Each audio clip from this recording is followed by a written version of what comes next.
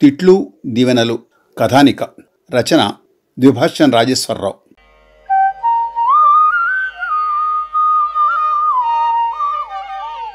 అమ్మా, తమ్ముడు నా గోళికాయలు తీసుకున్నాడు, తిరిగి ఇవ్వమంటే ఇవ్వనంటున్నాడు. వంటిట్లో గంజివారుస్తున్న తల్లి దగ్గరకు వెళ్ళి గోల పెట్టాడు పెద్దాడు. పేరుకు పెద్దాడే కానీ వాడి వయసు 10 ఏళ్లే. చిన్నా అంటూ కేక పెట్టింది తల్లి.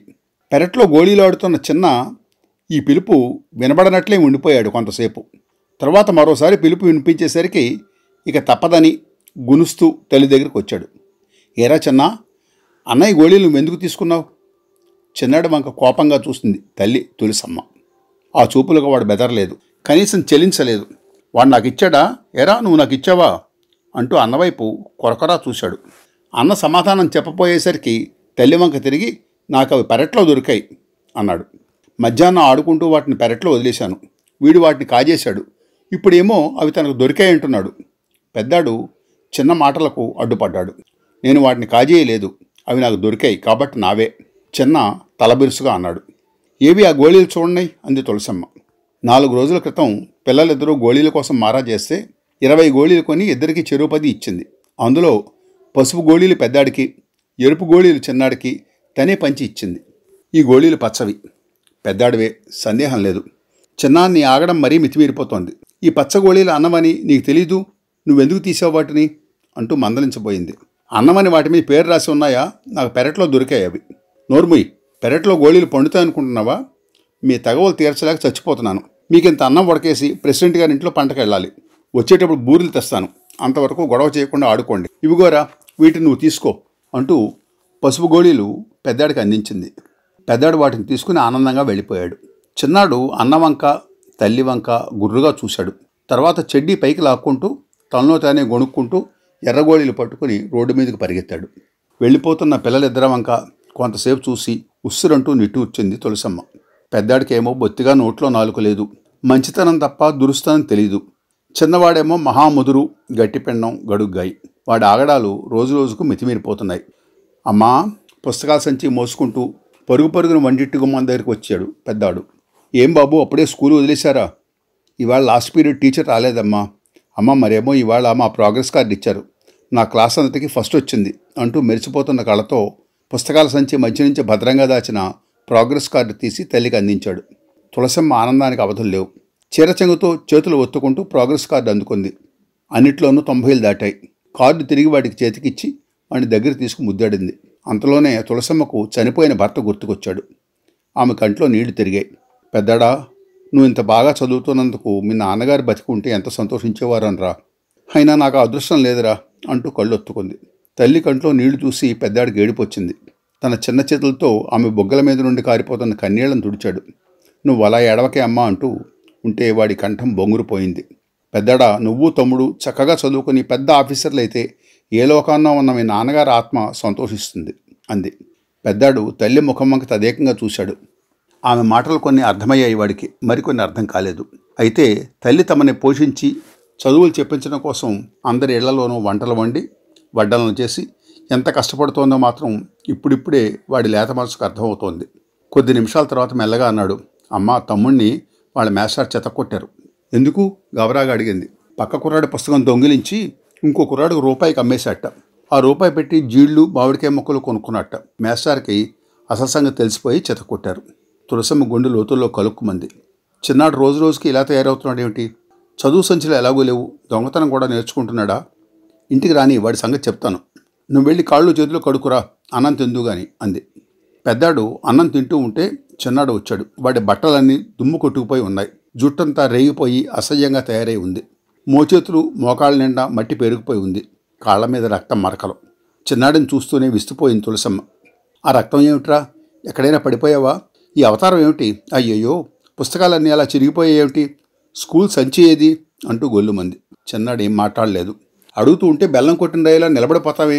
ఆ రక్తం ఏమిటి? విరుచుకుపడింది. రవిగాడు తోసేశాడు. రవి తోసేశాడా? ఎందుకు తోశాడు? నువ్వేమీ అనకుండా వాడు తోసేస్తాడా? ఆ రవి పుస్తకమేనమ్మా వీడు దొంగిలించింది, అందుకే వీడిని మేస్టార్ కొట్టారు. అన్నం తింటూ మధ్యలో చెప్పాడు పెద్దాడు. పెద్దాడు వంక గుర్రుగా చూశాడు చిన్నాడు. నా పెన్ను వాడు ఎందుకు తీయాలి? అందుకే వాడి పుస్తకం అమ్మేశాను అన్నాడు మొండిగా. బాగుందిరా, స్కూల్కి వెళ్ళి చదువు నేర్చుకుంటామని పంపిస్తే దొంగతనాలు అలవాటు చేసుకుంటున్నావు అన్నమాట. నీ పుస్తకాల సంచి ఏమైంది మొత్తుకుంటూ అడిగింది తులసమ్మ. రవి వాళ్ళ అన్నయ్య కలిసి నా సంచి లాక్కున్నారు. రేపు వాళ్ళ పని పడతాను. ఇంకా నా సంగతి వాళ్ళకి తెలీదు అంటూ ఉక్రోషంతో సవాల్ చేశాడు. వేలినంత లేడు, వీడు ఎన్ని మాటలు నేర్చాడో అనుకుంటూ విస్తుపోయింది తులసమ్మ. చాలే నోర్ముయ్, వాళ్ళతో తగు ఎందుకురా మనకి. అయినా నీ పెన్ను తీస్తే టీచర్తో చెప్పాలి కానీ వాడి పుస్తకం దొంగిలించి అమ్మేస్తావా? వాడి మాటలు నమ్మకమ్మా, రవి మంచివాడే. వీడి పెన్ను వాడు తీయలేదు, అదిగో జేబులోనే ఉంది చూడు. చిన్నాడు అబద్ధం చెప్తున్నాడు. పెద్దాడు మధ్యలో అందుకున్నాడు.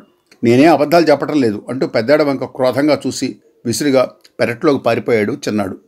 కాళ్ళు కడుక్కొని ఆ దెబ్బ మీద అంత పౌడర్ అద్దుకో, అన్నం తిందుగాని రా అంటూ పొయ్యి దగ్గరికి కదిలిపోయింది. పెద్దాడికి చిన్నాడికి వయసులో తేడా 1 సంవత్సరం మాత్రమే.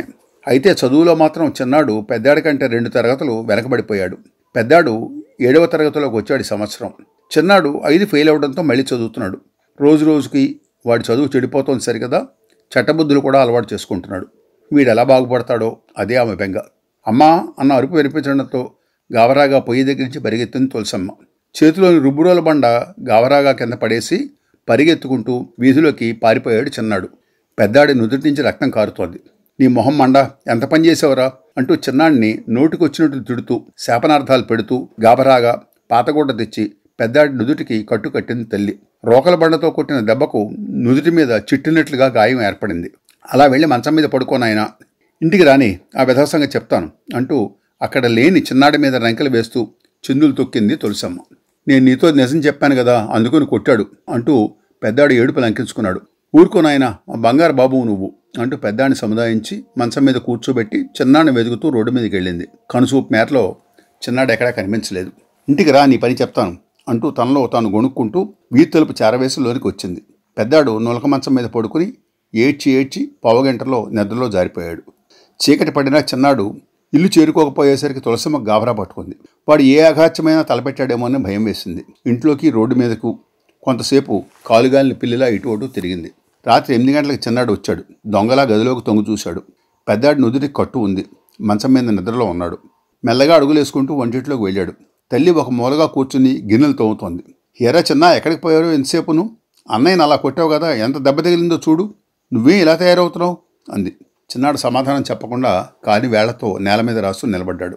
వాడు ఎటూ పారిపోకుండా ఇల్లు చేరినందుకు ఆమె మనసు కాస్త తేలికపడింది. ఇంకెప్పుడు అలా చేయకు, అన్నం పెడతాను రా.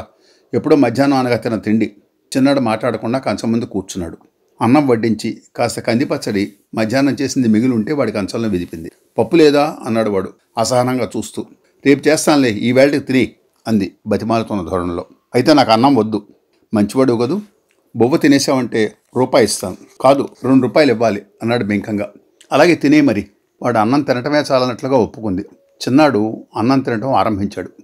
వీడితో వేగటమే కష్టంగా ఉంది, వీడి భవిష్యత్తు ఎలా ఉంటుందో ఏమిటో అనుకుంటూ గొణుక్కుంది తులసమ్మ.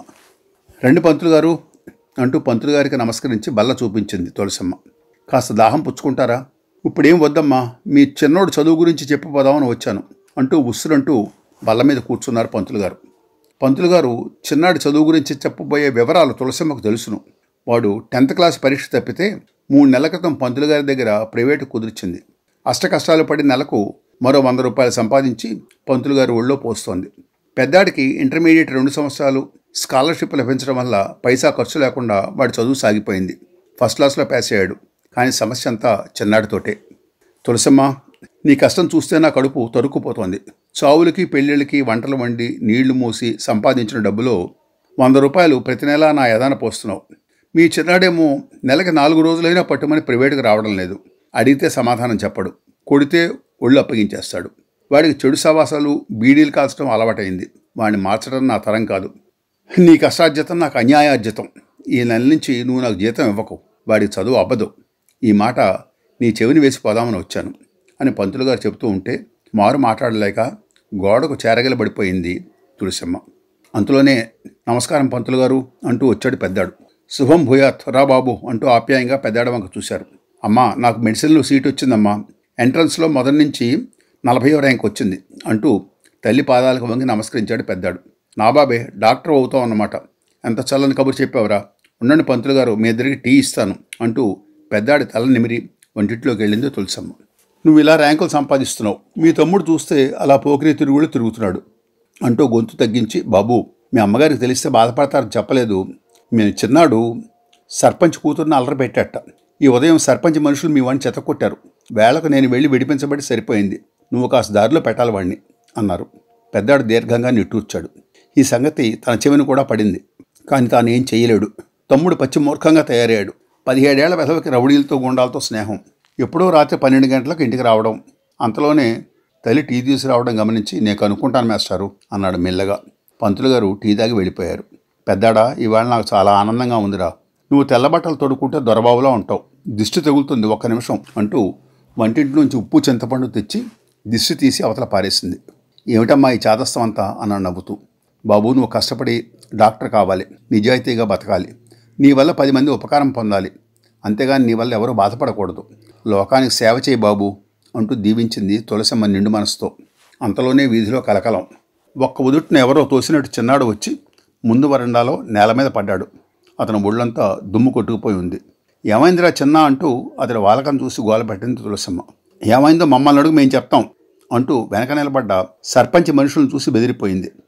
చిన్నాడు మళ్ళీ ఏదో తంటా తెచ్చిపెట్టాడని అర్థమైంది. ఏం జరిగింది అంటూ పెద్దాడు ఎదరకు వెళ్ళాడు. పెద్దాడా, నువ్వు ఇక్కడే ఉన్నావా? సరే ఎనుకో, మీ చిన్నోడు సర్పంచ్ కూతుర్ని అల్లరి పెట్టాడంట. సర్పంచ్తో పరాచకాలు పులితో పరాచకాలను తెలుసుకో. పొద్దుట సర్పంచ్ పాలికాపుల్ని తమ్ముడిని చంపివలసిందే, కానీ పంతులు అడ్డుపడ్డాడు. ఇదే లాస్ట్ వార్నింగ్ అని సర్పంచ్ మీతో చెప్పమన్నాడు.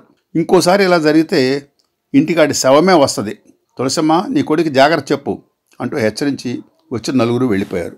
పెద్దాడు తలదించుకొని మౌనంగా వెళ్ళి తలుపు దగ్గరికి వేసి వచ్చాడు. తులసమ్మ కాండ్రించి తుప్పుకొని చిన్నాడు మొహం మీద ఉమ్మేసింది. మనిషి పుట్టాక మానం మర్యాద ఉండాలి, సిగ్గు లజ్జా ఉండాలి. అవన్నీ లేనివాడిని ఎవరు బాగు చేయలేరు. చదువు సంధ్య లేకపోతే తర్వాత రోడ్లంటూ అడుక్కుని బతుకుతావు. నా తిట్లు ఊరికే పోవు, ప్రాణం విసుగెత్తిపోతావు నీతోటి అంటూ ఏకబిగిన పావుగంట సేపు తిట్టిపోసింది తులసమ్మ. తర్వాత 15 సంవత్సరాల కారపగల్భంలో కలిసిపోయాయి. తులసమ్మ 10 ఏళ్ల క్రితమే కాలధర్మం చేసింది. కానీ ఆవిడ తిట్లు దీవెనలు మాత్రం ఫలించాయి. పెద్ద డాక్టర్ అయి పరులకు సేవ చేయటమే ధ్యేయంగా పెట్టుకుని నీతిని నిజాయితీని నమ్ముకుని ఆ నిజాయితీ నిలబెట్టుకునే యత్నంలో పై ఆఫీసర్లతో ఘర్షణ పడి నాగరికతకు దూరంగా, గిరిజనులకు దగ్గరగా, అడవుల మధ్యలో ఈగలు దోమల సహచర్యంతో ఏజెన్సీ లోయల్లో ఒక మారుమూల కుగ్రామంలో ఆరోగ్య కేంద్రంలో డాక్టర్గా బతుకుతున్నాడు. చిన్నాడు ఈ 15 సంవత్సరాల్లోనూ గ్రామాలంట రోడ్లంట తిరిగి చాలాసార్లు ముష్టి ఎత్తాడు ఓట్ల కోసం. మొదటిసారి పార్టీ కార్యకర్తగా తిరిగి, రెండోసారి గెలిచిన ఎమ్మెల్యే కుడిభుజంగా మిగిలి, మూడోసారి స్వయంగా సీటు సంపాదించి ఎమ్మెల్యేగా గెలిచి, నాలుగోసారి పార్టీ ఫిరాయించి మంత్రి పదవి సంపాదించి ఓ రాష్ట్రాన్ని ఏలుతున్నాడు. సఖీ సపరివార శబ్దపత్రిక. సఖీ సపరివార శబ్దపత్రిక.